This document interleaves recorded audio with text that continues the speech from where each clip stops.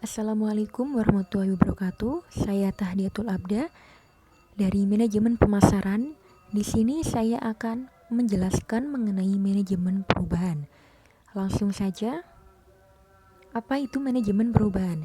Manajemen perubahan adalah sebuah upaya dan pendekatan yang dilakukan secara terstruktur dan sistematis yang dimanfaatkan guna membantu individu, tim ataupun organisasi dengan menerapkan sarana, sumber daya dan pengetahuan dalam merealisasikan perubahan dari kondisi sekarang menuju suatu kondisi yang lebih baik secara efisien dan efektif untuk memperkecil dampak dari proses perubahan itu.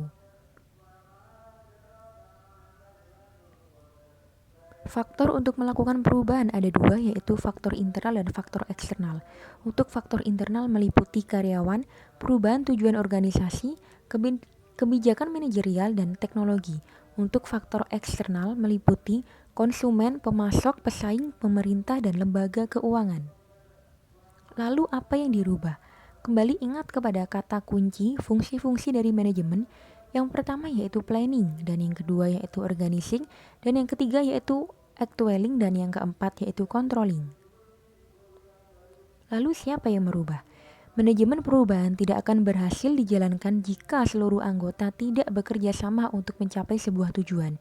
Jadi mulai dari top manajemen yang meliputi direktur, manajer, dan supervisor, lower manajemen yang meliputi tenaga kerja, karyawan, semua itu mempunyai kewajiban yang sama. Jenis manajemen perubahan. Terdapat 3 jenis perubahan dalam suatu organisasi berdasarkan sifatnya. Yang pertama yaitu smooth incremental change. Perubahan akan terjadi secara lambat, sistematis, dan bisa diprediksi, serta mencakup seluruh rentetan perubahan dalam kecepatan yang cenderung konstan. Bumpy incremental change, perubahan yang mempunyai periode relatif tenang dan sesekali disela dengan percepatan gerakan perubahan dengan dipicu oleh perubahan lingkungan organisasi, bisa juga berasal dari internal, seperti adanya tuntutan dalam meningkatkan efisiensi dan perbaikan metode kerja.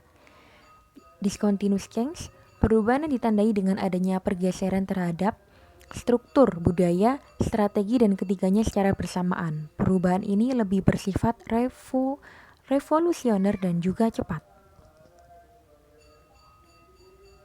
Fase manajemen perubahan.